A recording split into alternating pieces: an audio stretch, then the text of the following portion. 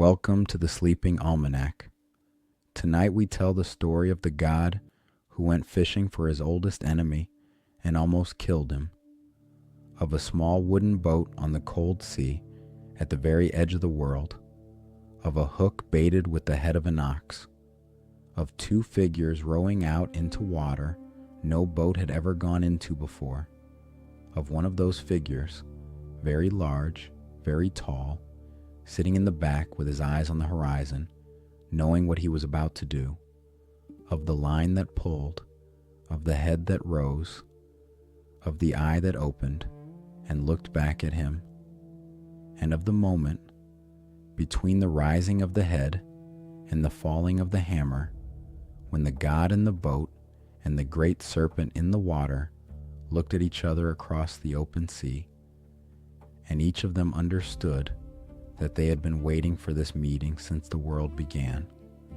We will tell this story tonight from the Poetic Edda, where it lives most fully in a poem called the Hymiskvida, the Lay of Hymir, which gives us the long version, the Council of the Gods, the Journey East, the giant's grandmother with her 900 heads, the giant's mother with her gold-decked arms, the 8 cauldrons that fell from a single look, the meal of 3 oxen, the cutting of the line, the breaking of the goblet, the chase home. We will draw also on the 48th chapter of Snorri Sturluson's Gylfaginning, which preserves the central scene more compactly, and which gives us the moment we will return to tonight as the heart of the story, the moment when Þórr and the serpent looked at each other, and we will draw on a much older skaldic poem called the Husdrapa, composed by the poet Ulfr Uggason in the late 10th century for the wedding hall of Olafr the Peacock in Iceland, which preserves an independent and older confirmation that this story was known to the Old North long before Snorri wrote it down. Where the surviving sources are silent about what was said or thought or felt in any given moment, we will tell you we are imagining, and we will tell you so clearly. The story is more than old enough to bear the imagining. Tonight we go east, to a giant's hall at the very edge of the world, to a boat, to a hook, to the moment the line pulled, and the god in the boat braced, and the great serpent rose out of the sea. Settle in. Let your shoulders drop. We begin in the hall of the sea giant Ægir, where the gods are gathered, and where the question that begins this whole story is being asked. Chapter 1. The Cauldron That Was Not There. The hall of Ægir stood at the edge of the world. We have stood in this hall before, dear listener. We stood in it not long ago, in the story of Loki's binding, when the gods had gathered for a feast that turned cruel. Tonight's story is older. Tonight's story takes place before that night. Tonight's story is from the time when the gods still came gladly to Ægir's hall, when the ale was good and the company was kind, and the world had not yet begun its long, slow tilt toward the end. Ægir was a Jotun, but not the kind of Jotun the gods made war on. He was a sea giant.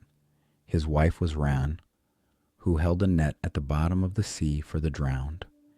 His daughters were the waves themselves, 9 of them, each with her own name, each with her own way of moving across the water.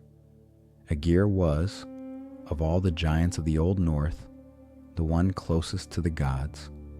He hosted them. He brewed for them. He kept a hall at the edge of the world where the gods came to drink and to be glad.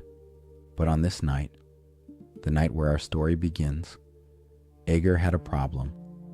The Æsir had come to him in number. Not just Odin and Thor, not just a few, all of them.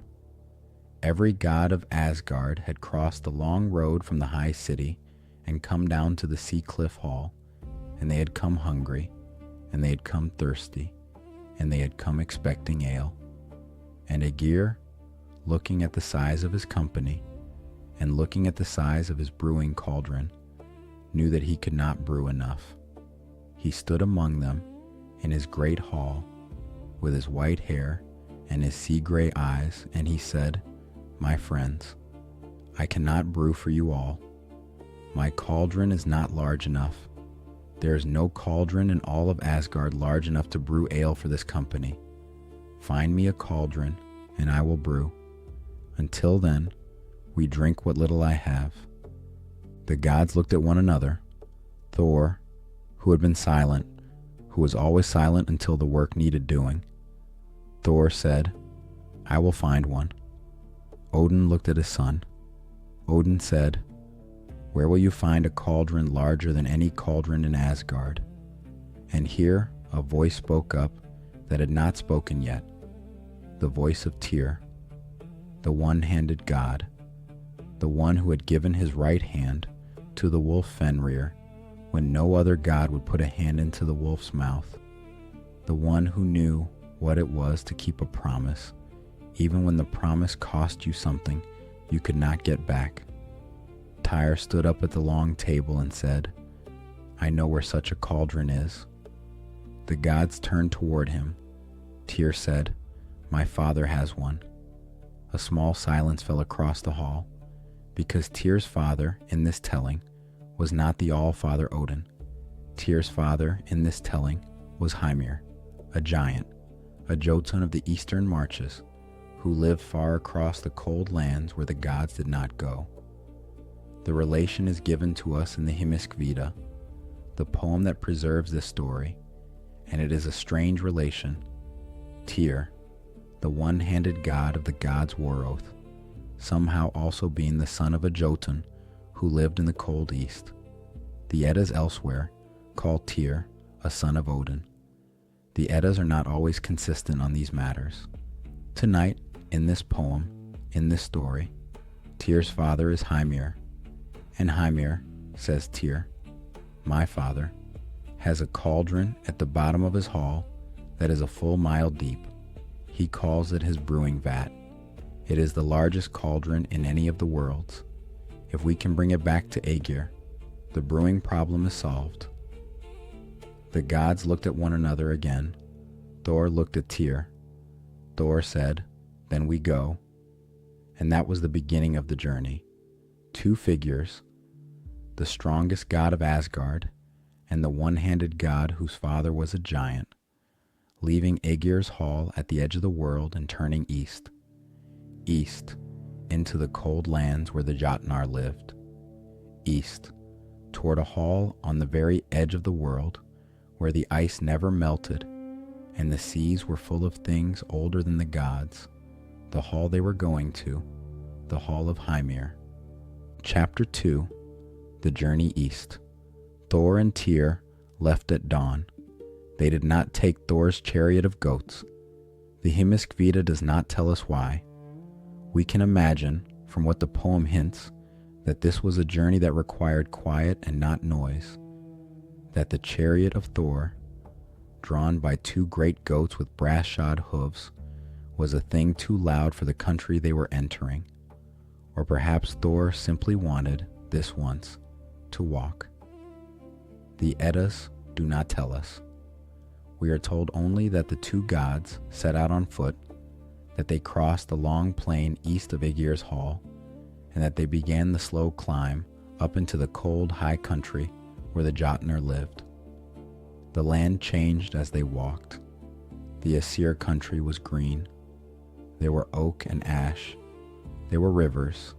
There were small farms scattered across the rolling country, with little smoke trails rising from the hearths.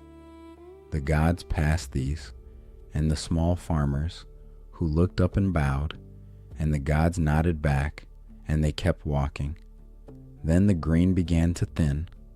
The trees grew shorter. The river grew narrower. The grass turned silver and brittle. The wind picked up. The two gods, walking shoulder to shoulder, leaned forward against it. Thor's red beard whipped behind him. Tyr's cloak filled like a sail. Then the snow began. Not the gentle snow of a winter night, the hard sideways snow of the eastern wilderness, the snow that does not fall, that is hurled across the country by a wind that has been coming for 1,000 years and is not stopping. Thor lowered his head. Tyr lowered his. They kept walking. The land grew rocks, then more rocks, then nothing but rocks. The grass was gone. The trees were gone. There were only the long gray ridges of Jotun country, the dark cliffs of stone that rose around them on every side, the high passes where the wind came through like a knife. They climbed for a long time. The Hymiskvida does not tell us how long. The poem moves quickly through this part of the story.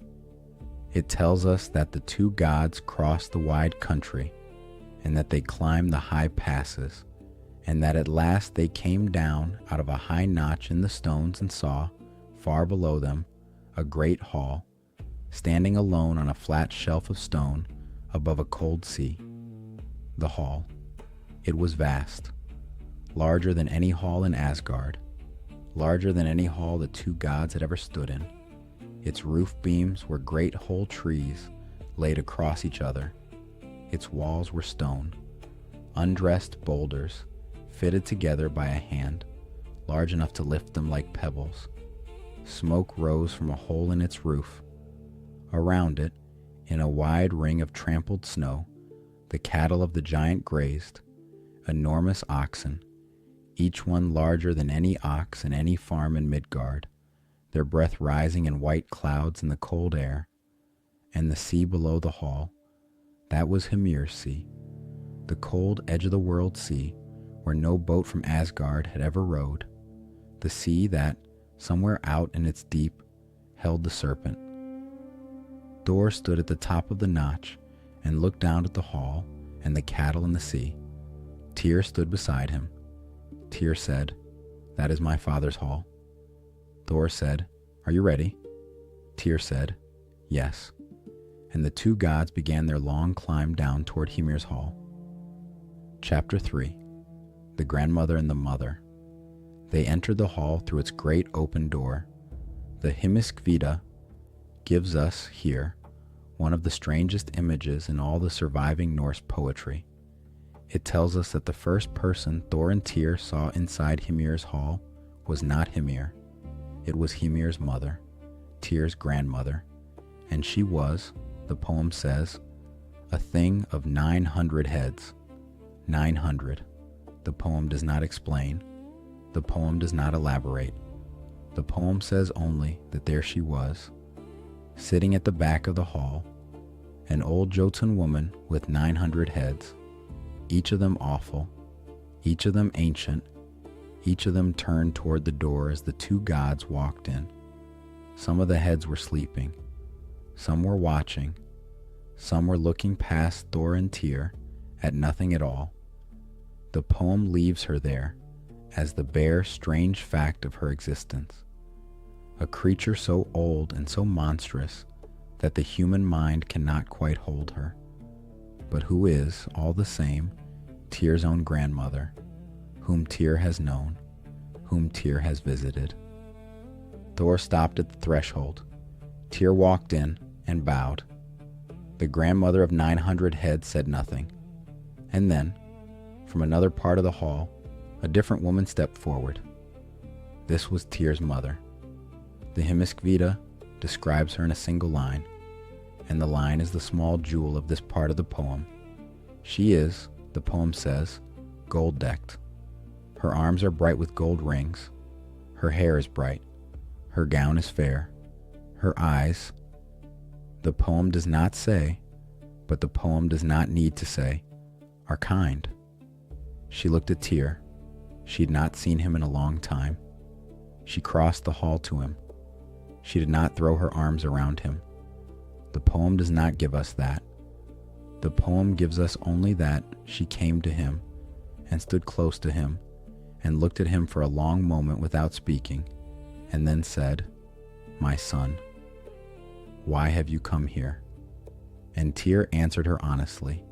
He said, "We have come to ask your husband for the cauldron. We need it. The gods need it. Ægir cannot brew without it. His mother lowered her head. She said, "Your father will not be pleased to find a seer in his hall. Hide behind the great pillar at the back of the room. I will speak to him when he comes home. If he is in a good mood, he will give it to you. If he is not, I will do what I can." The two gods understood. Þórr, the strongest god in Asgard, the god who had killed more Jotnar than any other being in the worlds, the god whose hammer had cracked the world rocks and whose anger had shaken the seas. Þórr crouched down behind a stone pillar at the back of his enemy's hall, on his enemy's orders, on his enemy's wife's orders, because the strangest thing about meeting a giant in his own hall is that you do not, even if you are Þórr, simply burst in shouting. You wait. You let the mother of the house speak first. Týr crouched beside him. They waited. The grandmother of 900 heads watched them from the back of the hall. She did not, the poem implies, give them away. Whether she would have, had Hymir asked her, the poem does not say. Chapter 4. The Return of Hymir. He came home at twilight. The Hymiskvida gives this scene one of the most evocative descriptions in the entire poem. We hear Hymir before we see him. We hear his footsteps on the long stone path that comes down from the high country. We hear the rattle of frozen branches being dragged behind him. We hear his breathing, the slow, heavy breathing of a giant who has walked all day across the cold east and is now at last coming home. The door of the great hall darkened. He filled the doorway entirely. He had to bend to come through. When he stood up inside the hall, his head almost touched the roof beams, even though the roof beams were laid across the hall on poles thick as old oaks. He was older than Þórr. He was older than Týr. He was older than any Jotun the gods had met before. His hair was white. His beard was white. And from his beard, the poem says, and this is the image that the Old North loved enough to repeat, from his beard, the ice fell in cracking pieces as he stepped into the warmth of the hall. He had been hunting in the high country. His beard was so frozen that, as the warmth of the fire began to touch it, the ice cracked off in shards and fell to the stone floor of the hall. Hymir stood in the middle of the great chamber and shook off the cold. He did not, yet, see his guests. Tyr's mother went to him. She kissed him. She said, "Husband, there are guests in the hall." Hymir turned his head. He looked toward the back of the hall, toward the great pillar where Þórr and Týr were crouched. And then, the poem tells us, and then a thing happened that the Old North considered, in its memory of giants, one of the small great miracles of Hymir. Hymir's gaze fell on the corner of the room.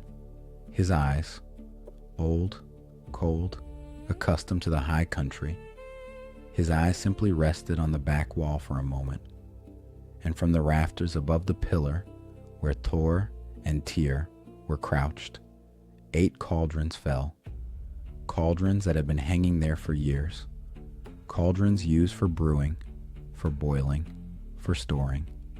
Each one had been fixed to its peg with iron rings. The iron rings broke. The cauldrons fell, one after another, 8 of them. They struck the stone floor and they shattered.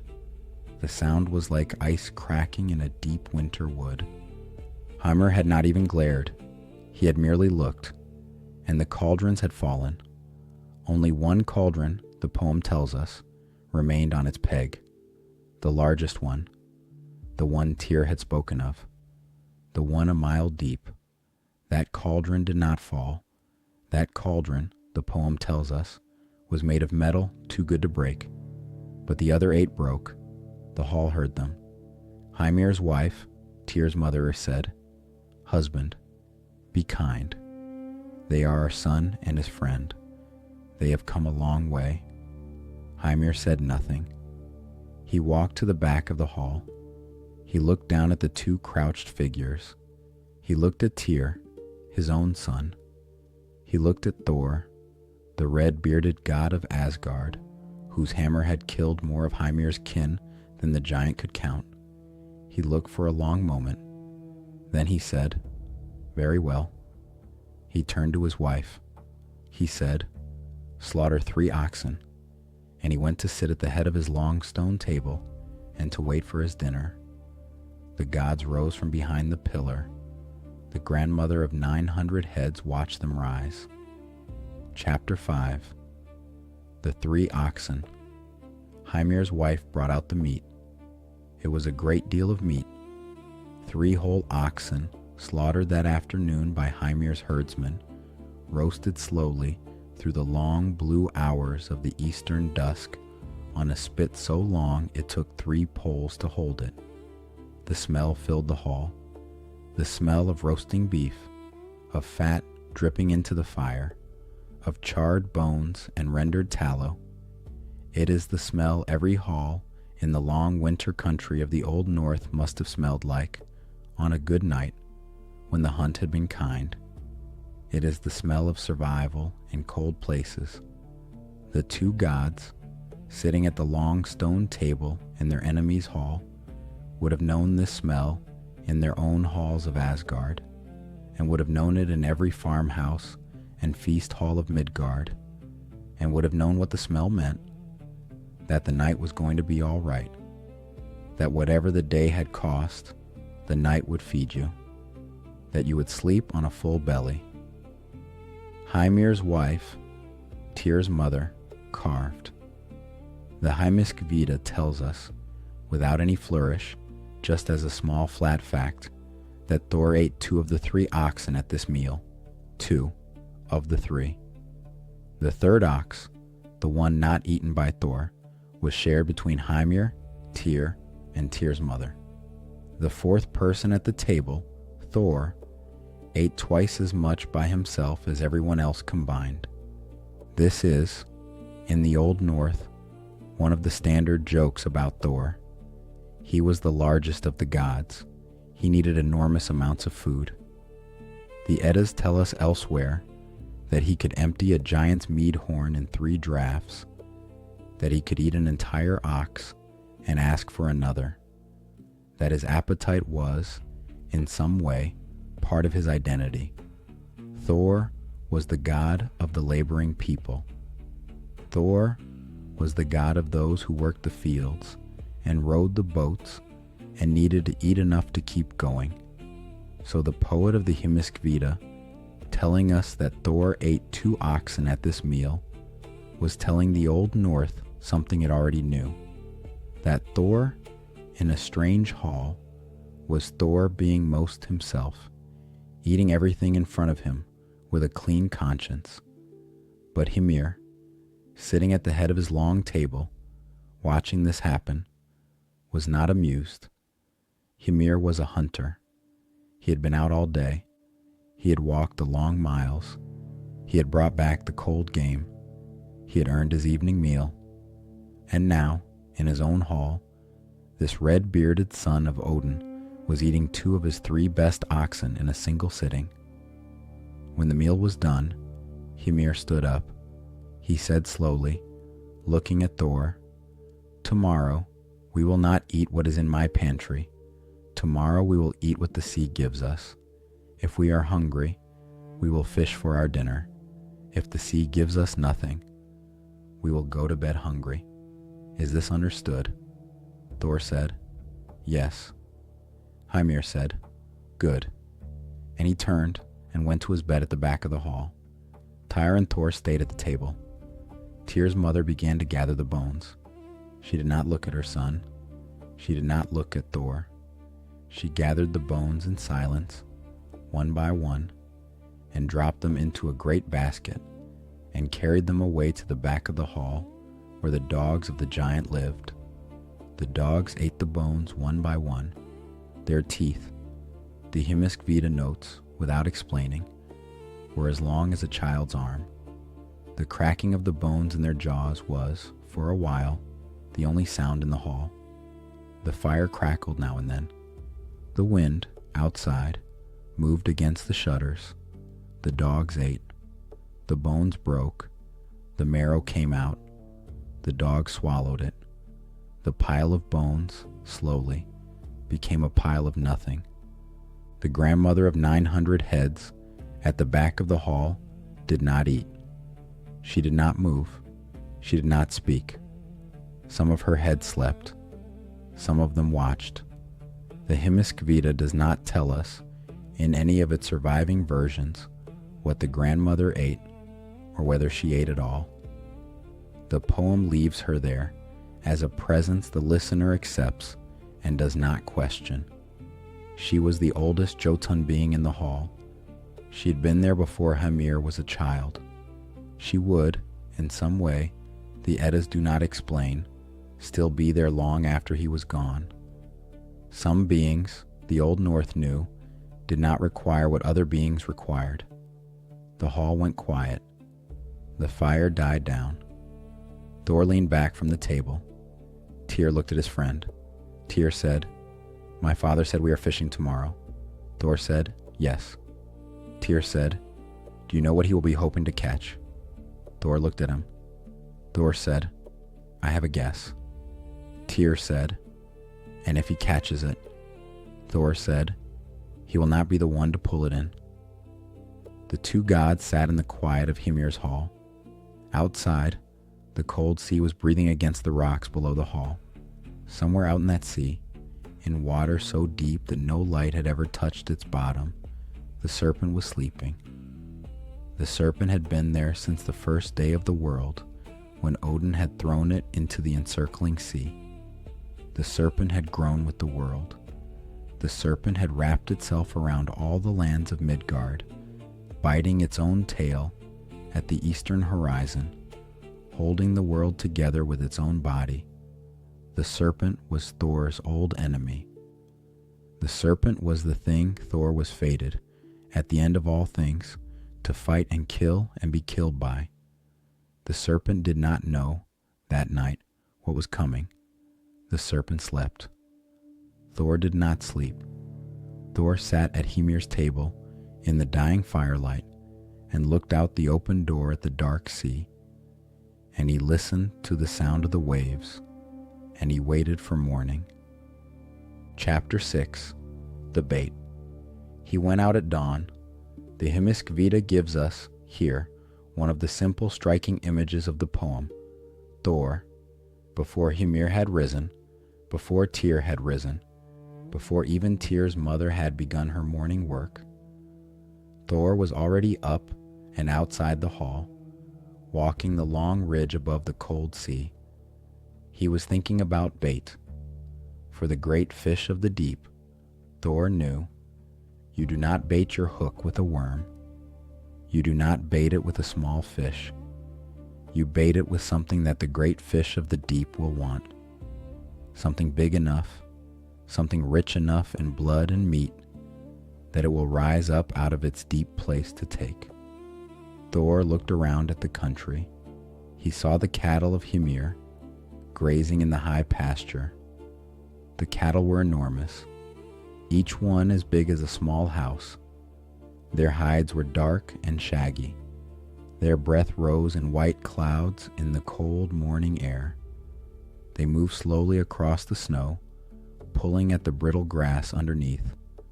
Thor's eye fell on one of them, the largest, the black ox at the head of the herd. Its horns were nearly as tall as Thor himself. Its eyes were dark and patient. The Hymiskvida gives this ox a name, Hymir, the heaven tearer, the heaven render. The name had come, the Old North said, from some ancient story about the ox having torn at the sky itself with its horns in some quarrel of the giants. The name had stayed with this particular line of cattle since. Thor walked into the pasture. The other cattle moved away from him. The black ox, Hymir, perhaps because of his name, perhaps because of his nature, did not move. He looked at the small, red-bearded figure walking toward him across the snow. He lowered his head slightly. He did not run. Þórr came to him. He put one hand on the ox's neck, and then, quietly, without ceremony, Þórr broke the ox's neck. The Hymiskvida does not give us drama here. The poem says only that Þórr took the ox down. The ox did not fight him. The ox did not have time to. Þórr was Þórr. The ox was an ox. The thing was done. Then Þórr, with both hands, tore the ox's head from its body. He carried the head back toward the hall. A whole ox head, black-furred, enormous, the horns curving up above Þór's shoulders as he walked. Blood ran down his arms. His red beard, in the morning light, was the same color as the blood. He carried the head as easily as a man might carry a heavy basket. He did not hurry. He walked steadily back across the long snow field toward Hymir's hall. Hymir was just stepping out the door as Þórr arrived. The giant stopped in his tracks. He looked at Þórr. He looked at the head of his finest ox, dangling from Þór's hand, the eyes still slightly open, the tongue lolling. The giant said nothing. The poem records no words from him. The poem says only that Hymir's face, old, cold, accustomed to giant country anger, Hymir's face went very still, the way a man's face goes still when he has seen, in a moment, more than he had bargained for in the day ahead of him. Þórr lifted the head a little. Þórr said, "Bait." Hymir looked at him. Hymir said finally, "Get in the boat." And the two of them walked down to the cold sea, where Hymir's small fishing boat was pulled up on the black rocks. Týr came down behind them. The poem does not tell us whether Týr came on the boat or stayed on the shore. Most of the surviving versions imply he stayed. The boat, after all, was small. 2 passengers, a god and a giant, was already a great deal of weight. 3 would have been more than the small craft could bear. Þórr put the ox head in the bottom of the boat. He picked up the oars. Hymir sat in the back, where the fishing was done. He had 2 long lines, 2 great iron hooks. He had, somewhere out in the deep beyond the rocks, a place he liked to fish, a shallow bank where the flat fish came up at certain tides. He pointed to it. Þórr pulled at the oars. The boat shot away from the shore. Týr stood on the black rocks and watched them go. The cold wind blew his cloak straight out behind him. The gray sea heaved under the small dark shape of the boat. Þórr rowed. Hymir sat in the back. The boat got smaller. The wind got colder. Týr stood there for a long time, watching them, until the boat was a black speck on the water, and then until even the speck was gone. And then he stood for a while longer, just looking at the place where the speck had been. He did not know, none of them knew, that morning, what they were going to find out there. None of them knew, as the boat pulled out of sight, that this was the moment the world began its slow tilt toward Ragnarok. They knew only that a god and a giant had gone out fishing, and that the cold sea had taken them, and that the small boat was now somewhere out in water no one in this country knew. Týr turned, eventually, and walked back up to Hymir's hall. He sat at the long stone table with his grandmother of 900 heads watching him from the back of the room, and his mother working at the hearth, and the cold wind rattling the door, and he waited for his friend to come back. Chapter 7. The Rowing Out. Þórr rowed. The Hymiskvida gives this part of the story in the way the Old Norse poets did their best work, quietly, with a small accumulation of detail, letting the listener feel the weight of what was happening rather than telling them. Hymir, in the back of the boat, was the giant who had fished these waters since the world was young. He knew every bank. He knew every depth. He knew where the flat fish came up at certain tides, where the cod gathered in the cool channels, where the herring ran in their long silver schools. He pointed past Thor's shoulder, toward a place perhaps a half-mile from the shore, where the cliffs of the giant country formed a low ledge under the water. He said, "There. The flat fish come there. We will fish there." Þórr did not stop rowing. Þórr passed the half-mile mark. The cliff slipped behind. The water under the boat got darker. The bottom, which a fisherman could often, in shallower water, see as a green shimmer below the keel, disappeared. The bottom was now too far down to see. Hymir said, "We have gone far enough." Þórr kept rowing. The shore behind them grew smaller. The cliffs of Hymir's country became a thin gray line on the horizon. The sea around the boat became a great empty gray-blue plate of water, with no land visible in any direction except behind them. And even behind them, the land was thinning out. Hymir said, "God of Asgard, we have gone too far." Þórr did not answer. Þórr rowed. The strokes of his oars were not human strokes. The poem does not pretend they were. Þórr was the strongest of the gods. When he pulled at the oars, the small boat did not move, the way a small boat usually moves on a calm sea. The small boat shot forward. The water rolled away from the bow in two long curls. The wake stretched behind them in a straight white line as long as a king's hall. With every stroke of Þór's oars, the boat leapt forward another length of itself, and another, and the shore behind them disappeared into the haze, and the great gray plate of the sea opened around them. The water under the boat changed.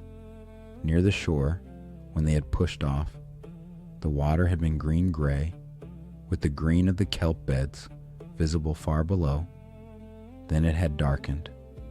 Then it had become the color of slate. Then, as they kept going, it had darkened again, to the color of wet iron, to the color of old armor, to the color of stone left out in winter rain. And now, somewhere out under them, the water was a color the Old Norse did not have a name for. A blue so dark it was almost black. A blue that the eye could not look at for very long without feeling that something was being held below it, very still and very large. The sea birds that had followed them out from the shore, the gulls, the kittiwakes, the small white birds of the coast, had thinned out. Then they had stopped. The last gull turned back somewhere over the half-mile mark and beat its way back toward the safe shallows. There were no birds out here. There were no birds, because there were no small fish here for the birds to eat. There were no small fish here, because no small fish came this far out. Only the great things of the deep came out this far, and the great things of the deep did not need air. They did not need to come to the surface. They could stay down, far down, in the long blue dark, and that is where they stayed. Þórr rowed. Hymir watched the water. The Hymiskvida does not give us the giant's thoughts here, but the poem implies them by the way his hands moved. Hymir, sitting in the stern, had his hands clasped together in his lap. He kept tightening his grip on one with the other. The old joint of his right thumb cracked. The cracking was the only sound in the boat besides the small, clean noise of Þór's oars going in and out of the water and the long, slow breathing of the sea. Hymir said, "Stop." Þórr stopped. He let the oars rest on the gunwales. The boat drifted in the long, slow swell. The two of them, the god in the bow, the giant in the stern, the small, dark wooden shape of the boat between them, sat in the middle of a sea, No one in the worlds had ever seen this far out. The water around them was the color of old iron. The sky above them was the color of a wet stone. There was no horizon. There was no land. There was only the long gray breathing of the cold sea, and the small wooden boat, and the two figures in it, and the silence. Hymir said, very quietly, "This is the serpent's water." Thor said, "I know." Hymir said, "Turn the boat, now." Thor did not turn the boat. Thor looked over the side, down into the dark. He could not see the bottom. The bottom was 100 fathoms below them, maybe 1,000, maybe more. There was no measuring it. The light only went down so far. After the light stopped, there was only the cold and the dark and whatever lived in it. Thor said, "Bait the hooks." Hymir, after a long moment, did. Chapter 8. The whales. The giant fished first. Hymir, in the stern, baited his two great hooks with whatever giants use for bait. The poem does not tell us exactly, but the implication is something not unlike what a giant would always carry on a fishing trip. Long strips of dried fish, perhaps, or whole small fish, kept in a salt barrel for just this purpose. He cast the lines over the side. The hook sank away into the dark. For a long time, there was nothing. The boat drifted. Hymir watched the lines. The poem does not give us his thoughts. The poem gives us only that he sat in the stern, his old white beard catching the salt mist, his eyes fixed on the two lines as they hung down into the water, and that he waited. Then a tug. Then another. Hymir's hands tightened on the lines. He began to pull. The poem tells us, and this is one of the small jewels of the Hymiskvida, one of the moments the Old North loved, that Hymir pulled up, in quick succession, 2 whales, 2 of them, from a single trip out to sea, from 2 casts of his line. Whales. Not the kind of whale the men of Midgard could ever have caught from a small boat.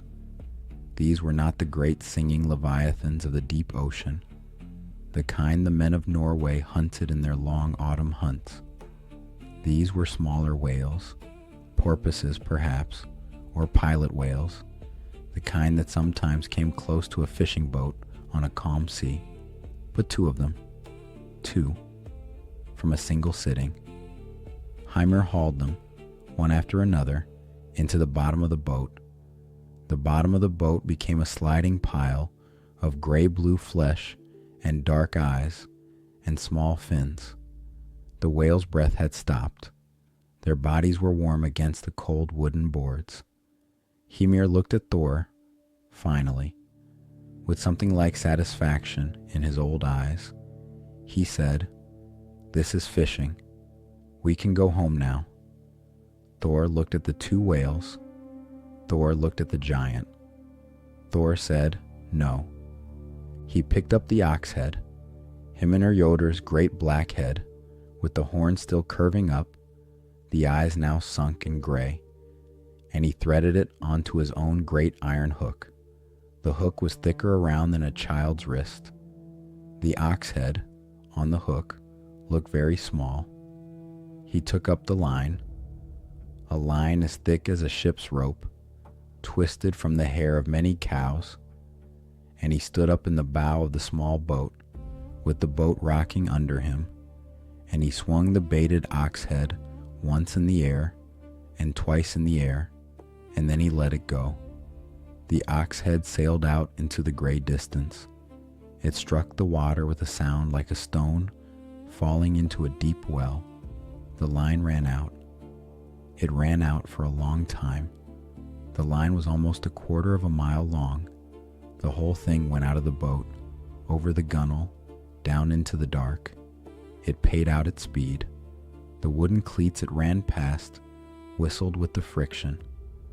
The line went on running for so long that even Hymir, in the stern, sat up and watched it with attention. Then it stopped. The hook had reached the deep. The ox head was sitting on the dark seabed, somewhere far, far below them, at a depth no human-made line had ever reached. It was lying on whatever it was lying on. The sand of the deep, the mud of the deep, or, perhaps, the back of the thing the deep belonged to. Thor held the line in his right hand. He sat down in the bow. He waited. Chapter 9. The Pull. Nothing happened.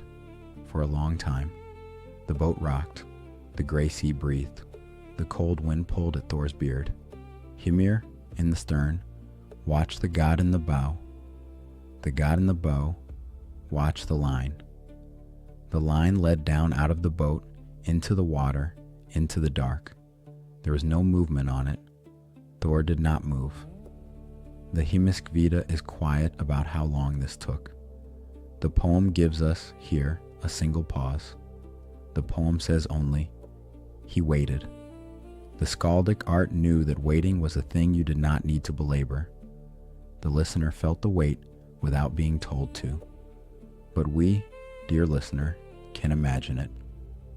We can imagine Thor sitting very still in the bow of the small boat with the line in his right hand and the oars resting on the gunwales. We can imagine the long swell of the sea, raising the boat and lowering the boat, raising it and lowering it slowly, in a rhythm older than the world. We can imagine the small sound of the water against the planks, the soft slap, slap, slap of the cold sea against the small wooden craft. We can imagine the cold air moving slowly past their faces, carrying the smell of salt and of distance. We can imagine Hymir in the stern, breathing through his nose, his hands still clasped, his old eyes watching the line where it disappeared into the dark. And we can imagine that somewhere far below the boat, somewhere a long, long way down, in water cold enough to slow even the blood of a thing as ancient as the serpent, there was, in that moment, a stirring, a small movement of an old enormous body that had been still for a long time, a turning of an ancient head, a noticing of something on the dark floor of the deep that had not been there before. A small dark shape, round, black, with a piece of iron through it. The serpent did not, the Old North imagined, recognize the bait at first. The serpent did not know what an ox head was. The serpent did not understand the difference between an offering and a trick. The serpent knew only that something had appeared on the floor of its deep place, something with the smell of meat and the warmth of blood and bone in it, and that it was small, and that it could be tasted. The serpent moved. In the dark of the deep sea, the great body of Jormungandr began, slowly, to gather itself. The vast coils that wrapped the world began to shift. The serpent that bit its own tail at the eastern horizon let go of its tail, for one moment, for the first time in many ages, and turned its head toward the small dark shape that had appeared on the sand. The serpent opened its mouth. And then, without warning, without preamble, the line moved. Not a small tug, not the gentle pulse of a small fish nosing a hook. The line moved as if it had been seized, as if something far below them had taken the bait into its mouth and turned and begun to swim. The line, in Thor's right hand, jumped. Then it ran. The remaining slack jumped out of the boat in a single instant, snapping taut over the gunwale. The cleats whistled again. The boat lurched forward. Not a small lurch, the lurch of a small craft being pulled by a thing larger than it. Hymir, in the stern, said, "Gods." Thor did not say anything. Thor braced his feet against the bottom of the small boat. He set his hand on the line. He began to pull. This is the moment the Old North remembered. This is the moment the picture stones at Altuna and at Ardre and on the Gosforth cross all preserved in different ways with the same image, the god of the gods, in a small boat, his feet braced, hauling on a line, with the great head of the serpent rising in the dark water below him. Thor pulled, the line came up. The thing on the other end of the line resisted. It was not a small resistance. It was the resistance of the entire weight of the sea. Thor's arms, which had lifted hammers, which had broken mountains, which had thrown Jotnar into the sky, Thor's arms strained against the line. The cords of his neck stood out. His face went dark with the effort. He was not, the poem implies, struggling because he was weak. He was struggling because the thing on the other end of the line was, for the first time in his life, a thing that did not want to come up, a thing that was pulling back, a thing that, if it had wanted to, could have pulled Thor straight out of the boat and down into the sea. But Thor was Thor. He braced harder, and as he braced, the Hymiskvida tells us, and the Husdrapa tells us in its older, more dignified way, and Snorri in Gylfaginning, chapter 48 tells us, in the same language, Thor's feet went through the bottom of the boat, through the planks, through the wooden floor of the small craft.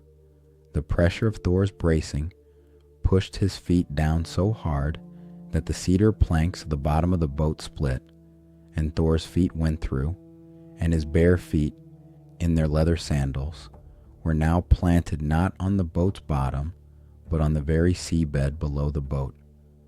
The cold sea was rushing up around his ankles. The small boat was, and the poem does not bother to say it, because the listener of the Old North would have understood. The small boat was now held above the water only by Thor's own braced legs and the careful balance of his weight. He was, in effect, standing on the floor of the sea. He was, in effect, pulling on a line. Hymir, in the stern, watched this with eyes that the poet of the Hymiskvida specifically described, using the Old Norse word for the fear of a man who has seen something he should never have seen. Thor pulled the line. The line came up. And then, in the great gray plate of the sea around the boat, the water began to lift, not in a wave, in a slow upward swell, as if something enormous, far below, were rising toward the surface, pushing the whole weight of the sea upward as it rose. The water lifted, and then it broke. Chapter 10. The Eye. This is the heart of the story. This is the moment the Old North loved most about Thor, more than the killing of any other Jotun, more than the recovery of Mjolnir from the giant Thrymr, more than any of his other adventures. This is the moment the Husdrapa preserved as worthy of being carved into the wooden panels of a wedding hall in Iceland in the late 10th century, long before any of these tales were written down. This is the moment Snorri Sturluson, 200 years later, put at the center of his prose Edda chapter on Thor's labors. This is the moment that exists, in its long silence, in the picture stones of Sweden and Gotland and the Isle of Man. This is the moment the Old North could not let go of. The serpent rose.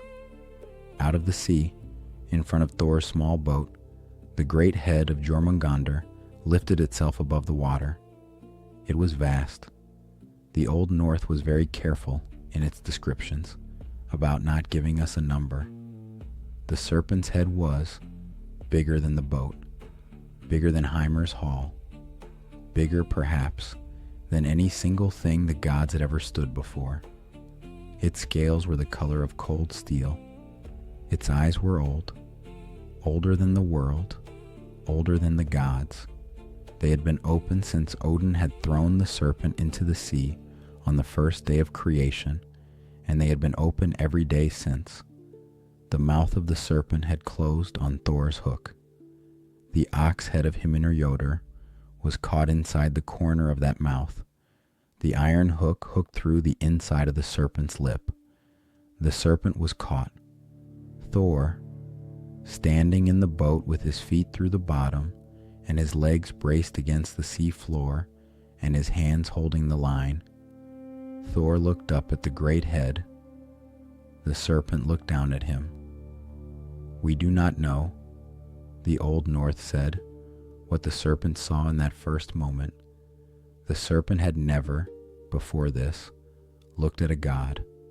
The serpent had been at the bottom of the deep since Odin had thrown it there. It had grown there slowly, generation by generation. It had wrapped itself around the lands of Midgard, biting its own tail. It had felt the world above it, the stamping of horses, the building of halls, the rising and falling of small wars, but it had not seen these things. The serpent had not, until this moment, opened its eye and looked at a god. Now it did. The eye was, the Old North said, in many different ways across many different sources, green, cold green, the green of ice that has been under the sea for a long time, the green of the deep aurora that hangs above the northern country in winter, the green of certain old stones that have been polished by the long working of water. The pupil of the eye was vertical, like a snake's pupil, long and dark and very still. And in that pupil, for the small moment they were holding each other, Thor saw, perhaps, the long dark of every place the serpent had ever been, the cold, lightless trench at the bottom of the encircling sea, the great slow turnings of the serpent's body around the lands of men, the long old waiting of an enormous mind that had nothing to do but wait. Thor saw, perhaps, his own future, the day at the end of the world when this eye would be the last thing he would ever see. And the serpent saw, perhaps, what Thor was, a small red-bearded god in a boat, a hammer in his hand, the thing that was, in the very far distance, going to kill it.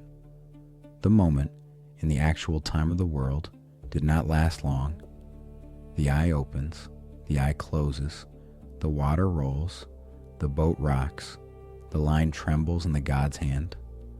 By any honest measurement of time, the looking lasted only as long as it takes a person to draw one slow breath, perhaps two, perhaps three. The Hymiskvida does not measure it. The Gylfaginning does not measure it. The Húsdrapa does not measure it. The picture stones at Altuna and Ardre and the Gosforth Cross do not measure it either. They freeze it, the way a piece of carved stone is meant to freeze a thing. But the moment, in the way the Old North measured the things that mattered, was longer than that. The moment, in the way the Old North measured these things, was long enough to contain a kind of recognition that does not happen in human time. The serpent had been alive since the first morning. The serpent had been at the bottom of the encircling sea for as long as there had been a sea. And in all of that time, in the long, deep dark of the bottom of the world, the serpent had never, until this moment, looked into the face of the being who was going to kill it. Now it had. And Thor, who had killed many giants, who had broken many of the great old enemies of the gods, who had taken Mjolnir in his hand more times than even he could remember, Thor had never, until this moment, looked into the face of the being who was going to kill him. Now he had. Each of them, for the small space of 3 breaths, knew the face of the other. The serpent learned what Thor looked like at close range. The red beard, the strong square jaw, the dark eyes set deep under the heavy brow, the shape of the man who would, at the end of the world, swing the hammer that would end the serpent's life. The serpent looked at this man as if to memorize him, as if the serpent, sinking back into its deep place after this was done, would carry the image of Thor down with it, and would keep it for the long 1,000 years between this looking and the next looking, and would hold it ready for the day the two of them would meet again. And Thor looked at the serpent the same way. He looked at the great cold green eye. He looked at the scales, the color of old armor. He looked at the long, terrible body that he could see, in pieces, where the serpent's coils broke the surface of the water in different places around the boat. He looked at the thing that was, in the very far distance of the cosmos, at the end of all of time, going to spit its venom across half the sky and kill him. He looked at it without fear. The Old North was very careful to insist on this. The Old North did not give us a Thor who was afraid in this moment. The Hymiskvida does not give us a Thor who flinched. The Gylfaginning does not give us a Thor who hesitated. The picture stones do not show a Thor who looks worried. The Old North gave us a Thor who looked at the serpent the way a man looks at a thing he has been waiting to meet for a long time.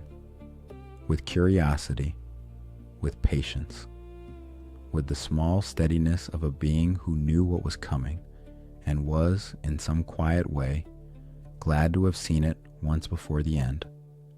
The Old North was very careful here with what it said. The poem does not tell us what the serpent was thinking. The poem does not tell us what Thor was thinking. The poem tells us only that the two of them looked at each other. For one long moment, in the middle of the gray sea, at the edge of the world, the great green eye of the serpent and the small dark eyes of the god rested on each other. They had been waiting for this meeting since the first day of the world. They had known, both of them, that it was coming. They had known it in the way the very old things know what is going to happen, not as a thought, not as a plan, but as a certainty in the bones. They were, the two of them, fated to fight each other at the end of all things. They had been fated to it since they were both made. The Voluspa knew this. The Skalds knew this. The picture stones knew this. But the end of all things was not yet. The end of all things was, the Old North believed, still many slow generations away.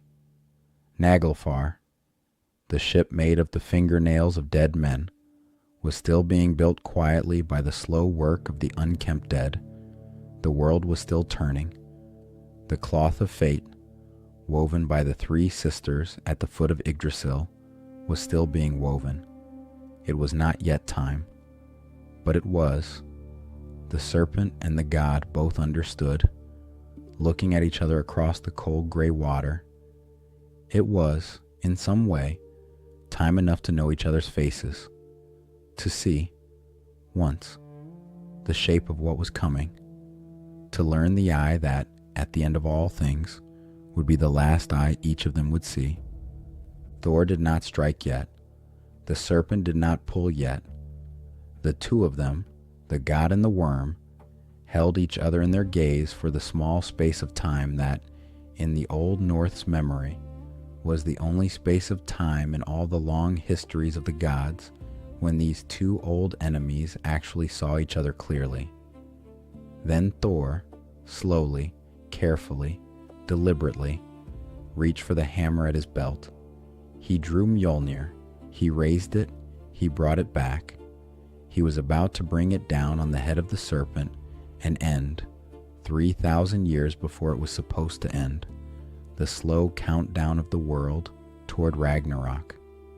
And in the stern of the boat, the part of this story the Old North loved most, the part that gave Hymir his place in the long memory of the North, in the stern of the boat, Hymir the giant, who had brought the god out here, who had watched all of this happen, who had spent his whole long life on the cold sea and knew what the serpent was, Hymir reached for the small knife at his belt and cut the line.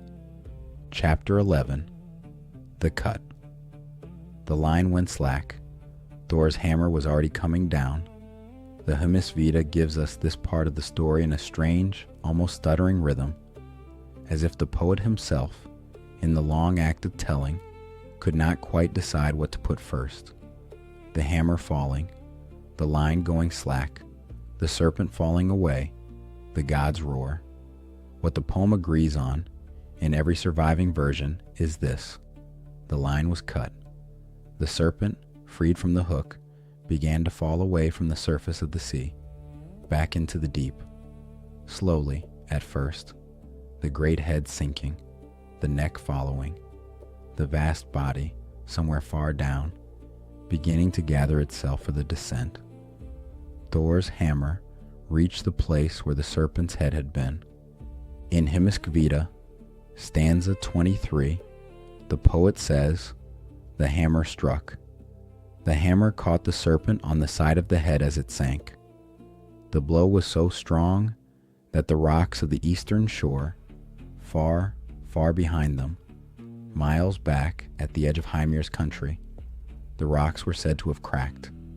In Gylfaginning, chapter 48, Snorri Sturluson is more careful. Snorri says, "Many men say Thor struck the head off the serpent there in the deep. But it is more true to tell," Snorri says, "that the serpent lives still and lies in the encircling sea." The two versions do not, in the long view, contradict each other. The Hymiskvida tells us what Thor's hammer did to a thing that the serpent could put on as a face and then take off, the way the Old North imagined the great immortal beings could do. The Gylfaginning tells us what the serpent really was underneath. Thor struck. Thor struck hard enough to crack the rocks of the coast, but the serpent, because the serpent was the serpent, fell back into its deep place and went on living, the way the serpent had lived since before the gods were named.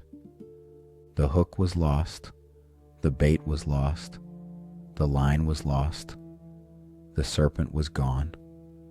Thor stood in the boat with his feet through the bottom and his hammer in his hand, and the foam of the broken sea still spraying around him, and he turned slowly and looked at Hymir. Hymir was sitting in the stern of the boat, with the small knife still in his hand. The two of them looked at each other. Thor, the Hymiskvida, tells us very quietly. Thor did not say anything.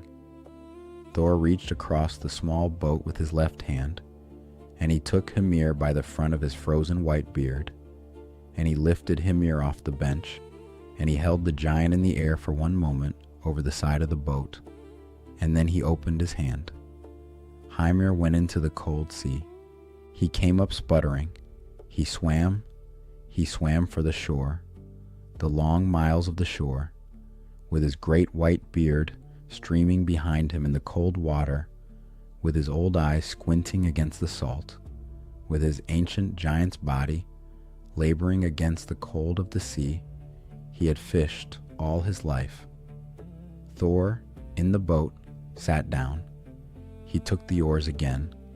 He looked once more at the place where the serpent had been. The water there was still rolling. The great swell of the serpent's descent was still settling itself. The two whales Hymir had caught, slid into the bottom of the boat, were rolling among Thor's feet. The boat, despite the holes in its bottom, was somehow staying afloat. The poem does not explain why. The Old North did not always explain. Thor rowed. He rowed back to Hymir's country.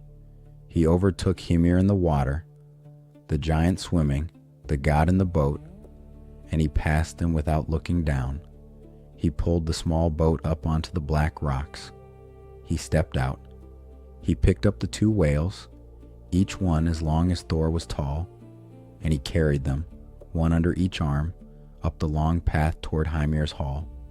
Tyr was at the door. Tyr looked at his friend. Tyr said, "What happened?"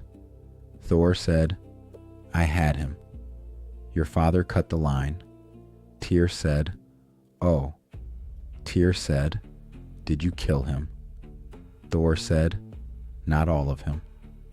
The two of them stood together at the door of the giant's hall, with the two dead whales at Thor's feet, and the cold wind blowing past them, and the small distant shape of Hymir, still swimming for shore, far out on the gray sea behind them. The cauldron, the poem reminds us, almost as an afterthought, almost embarrassed at having to remember it, the cauldron was still inside, the thing they had come for, the thing this whole journey had been about, the mile deep brewing vat that Ægir needed to make ale for the gods. Thor and Tyr went inside the hall. The grandmother of 900 heads was still watching from the back. Tyr's mother was at the hearth. She looked up at her son. She looked at Thor. She looked at the white salt drying in Thor's beard. She had heard, the poem implies, what had happened on the water.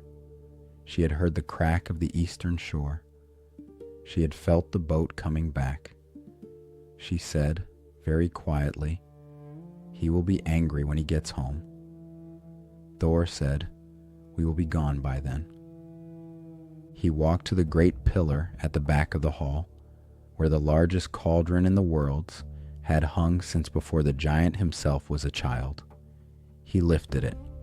He set it on his head, upside down, the way men of the old North carried great vessels, and the rim of it came down over his shoulders and rested there, and the depth of it went up into the air above him like a great metal tower.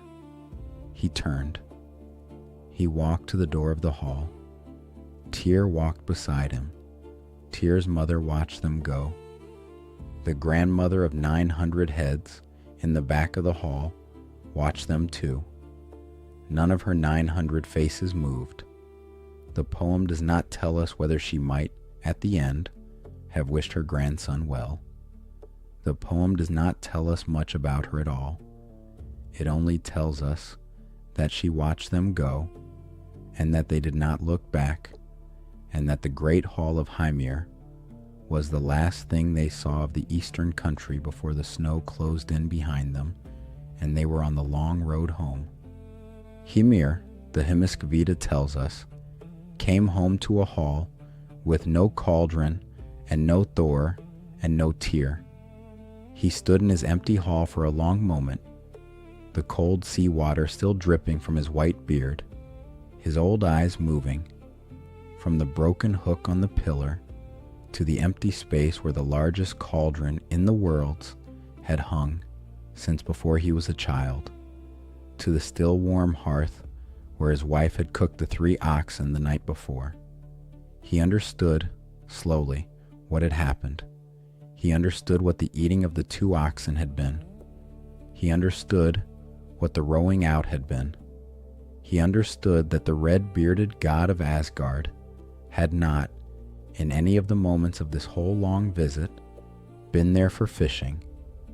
Hymir went to the door of his hall. He called.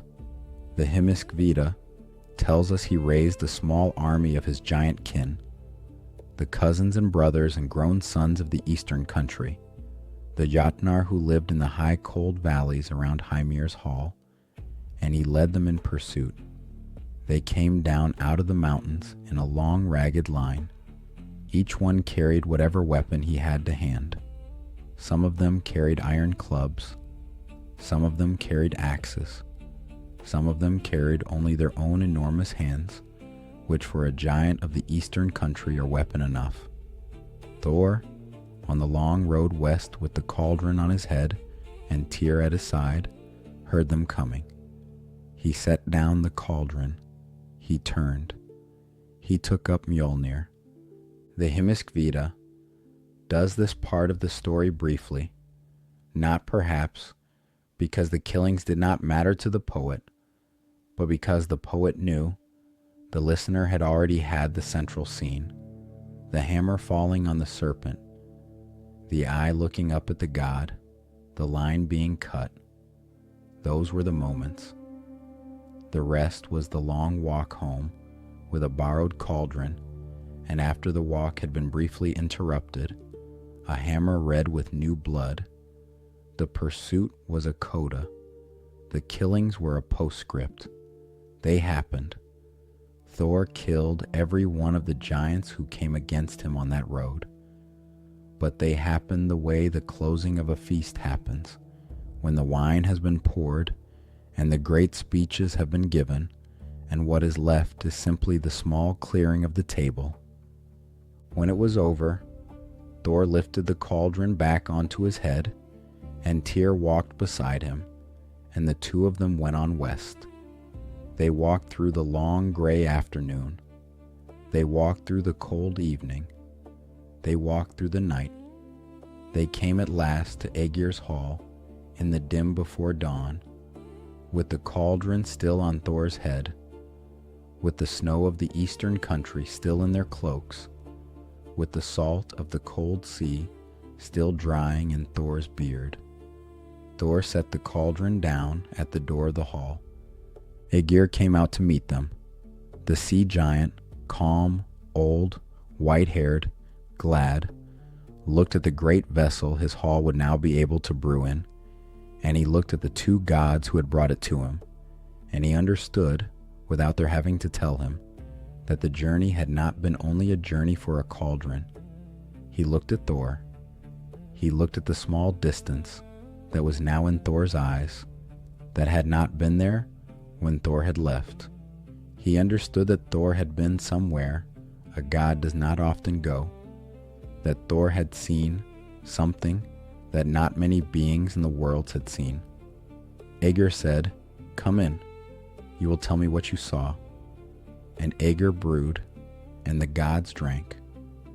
And the story of the fishing trip, the Hymiskvida tells us, became one of the stories the gods of Asgard told each other in their cups for a very long time afterward.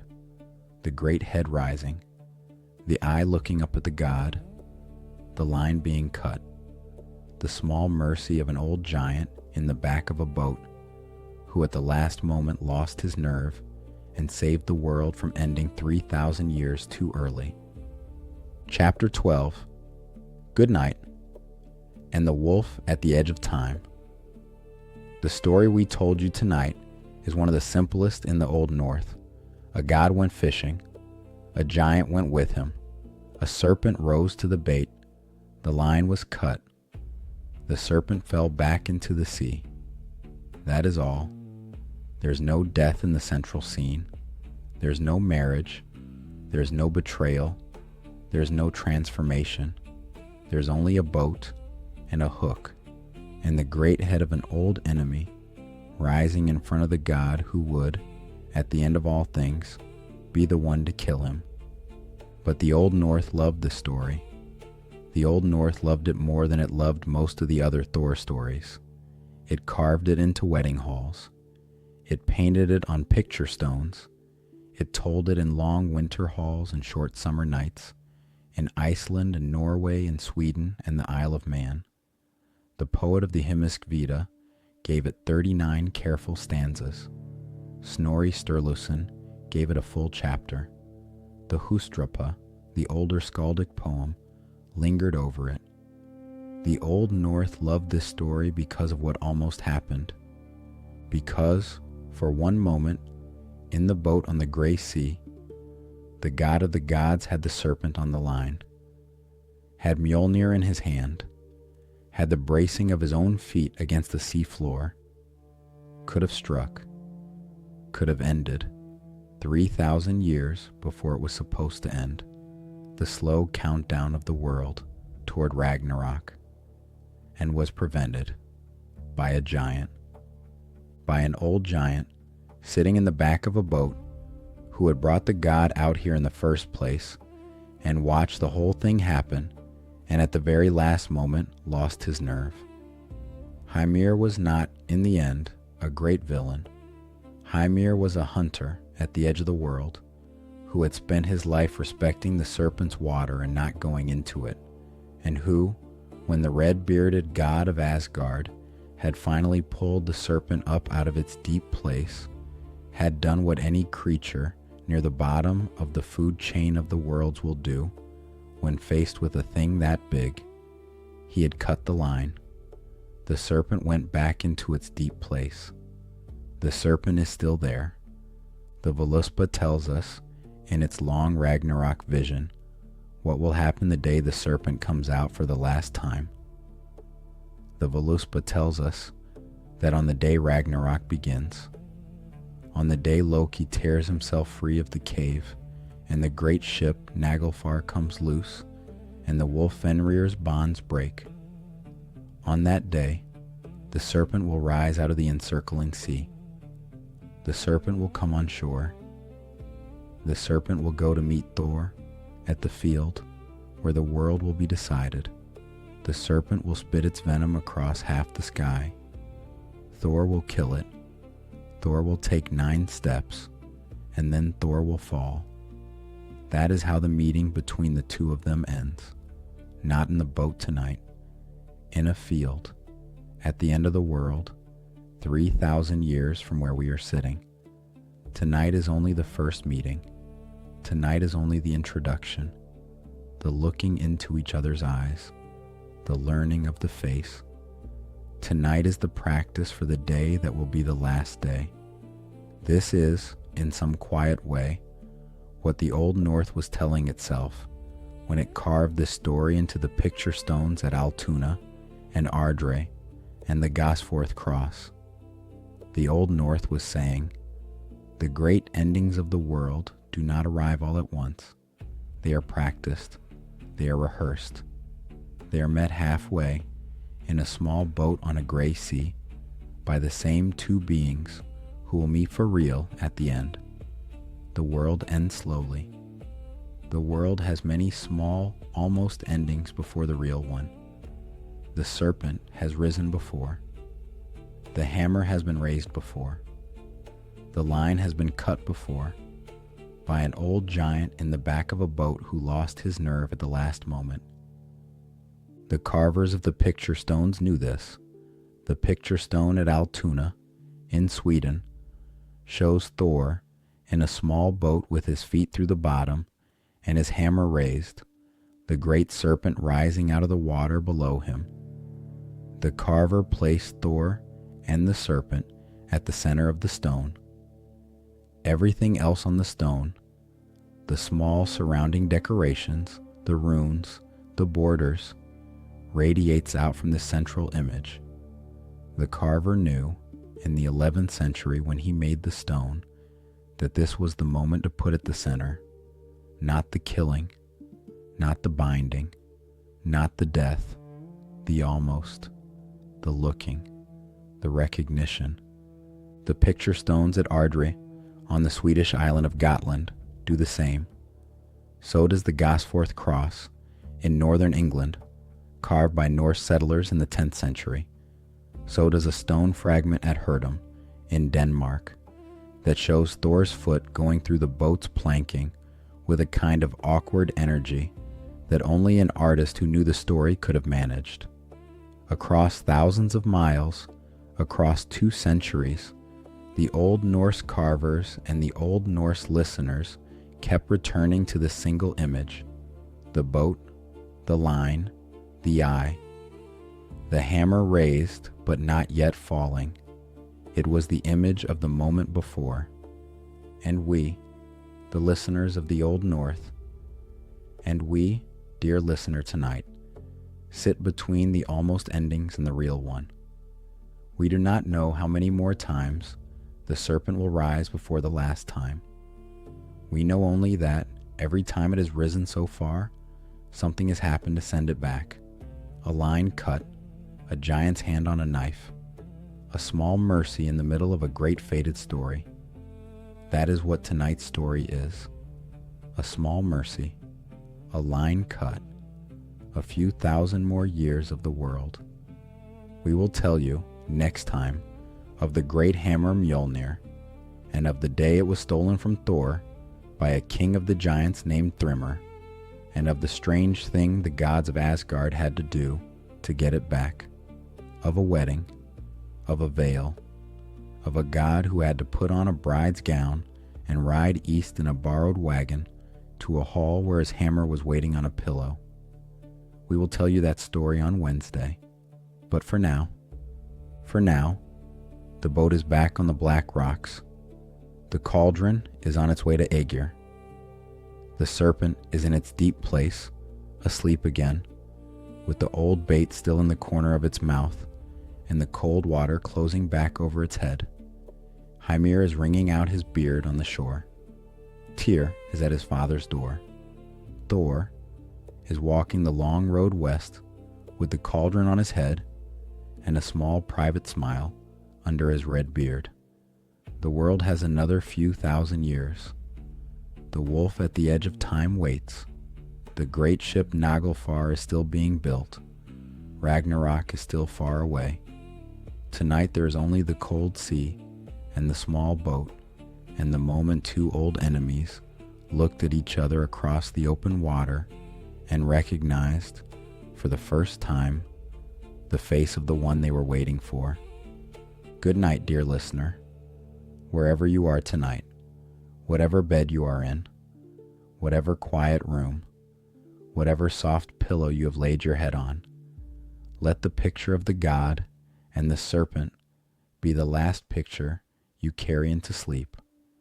Not the violence of the hammer, not the cutting of the line, the looking, the seeing, the recognition, the small space of stillness in the middle of a gray sea at the edge of the world, when two beings who had been waiting for each other since the first morning finally met, and both of them, perhaps, were a little glad to have seen each other once before the end. Let the wolf at the edge of time wait. Let the great ship Naglfar wait in the cold east. Let Ragnarok wait. Tonight there is only the boat, and the line, and the sea, and the Goodnight. And tonight there is only your bed, and your breath, and the room around you growing dark. Sleep. The Sleeping Almanac will be here on Wednesday with another story from the Old North. New episodes every Wednesday and Sunday at 8 o'clock in the evening. If the story carried you down into sleep, if the picture of the god and the serpent was the last thing you saw before the dark came, leave a quiet small note in the comments. We read everyone. We tell each other in the morning who slept. Sleep deeply. Sleep without dreams. And wake into a quieter world. Good night, dear listener. From the long old north, from the boat on the cold sea, from the almanac that is keeping the slow count. Good night.